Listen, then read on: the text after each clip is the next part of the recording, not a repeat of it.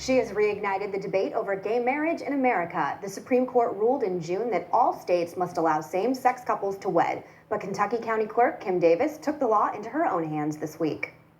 We are not issuing marriage licenses today. So Based on what? I would ask you all to. Why are you not issuing marriage licenses today?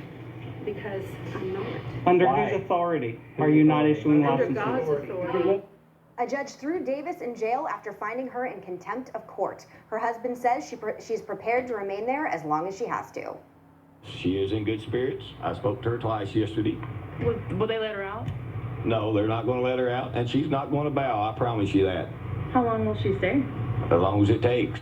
Her attorney says she won't resign and they'll appeal the contempt order. Some 2016 GOP candidates are offering mixed reactions on the jailing of Davis.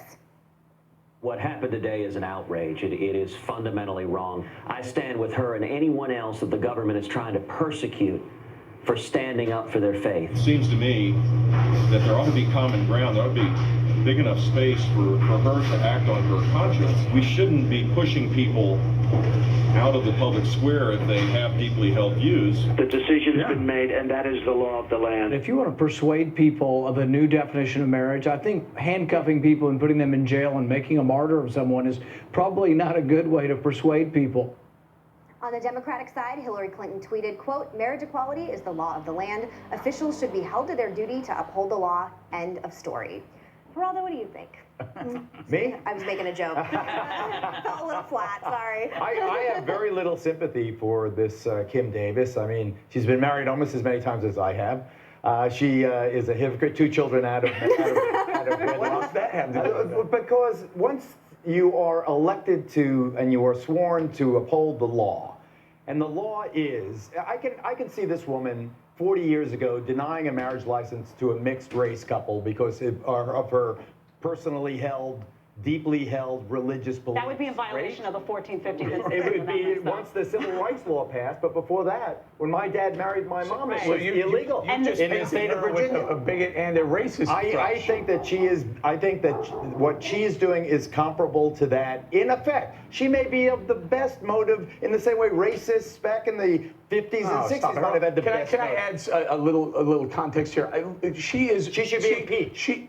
She should not be in that job. I agree with you. And then released. I agree with you. She should not be in that job. I commend her for standing up for what she believes religiously, and fantastic. Then you don't want to do that. You don't want to sign a marriage license. Then don't. But remove her from the job. So it seems to be like not as hardcore as, hey, she should be able to refuse to sign the marriage licenses but stay in the job. I think that would be the wrong, just like any other job. If you're not capable of doing your job for whatever reason, religious reasons, personal views, then don't do the job, but don't go to jail for it. I think what people are afraid of when I hear this, people are afraid of these activist courts that make these decisions. If you looked at the same-sex marriage decision, whether or not you support same-sex marriage is not the issue. I happen to support it. But this was judicial activism. This was not a democratic process. This completely usurped federalism because marriage is designated to the states, Geraldo, and not to a handful of Supreme Court justices. So I think what people are afraid of is that people's First Amendment rights could potentially be violated by the courts. And that's the concern here. Whether or not you support same-sex marriage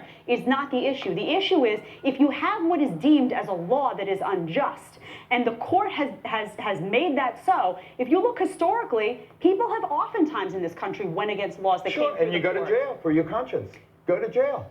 Then don't feel sorry for her. But do you think she really should have been jailed, not fired? She is in contempt of court. It's not because she refused to issue the marriage license. A judge issued her a lawful order. You must, in that job, issue that marriage certificate from the job. And she says to the court, find another job. I'm not doing it. But you can't have someone telling a judge we're a nation that his of laws, whether we like it or not. There's a lot of laws I would like to not abide. I got some traffic tickets I don't think are really that viable. But you have to abide by it. Same-sex marriage is legal. She has to get in line. I know it's not popular. I know it's not what everybody likes, but this is what happened in America, and we must move on. 59% of millennial Republicans support same-sex marriage. If we give liberals these talking points, the Republicans only care about social issues. We are going to I think you have to. I agree with you on same-sex marriage. I actually support it, and I think it's a losing issue for Republicans moving forward. But I think you have to care about the process. You have to care about the way these laws come into being, because guess what? An activist court can come out and put something into effect that is terrible for the country and that the majority of people don't support. And we can't stand behind a court that does that.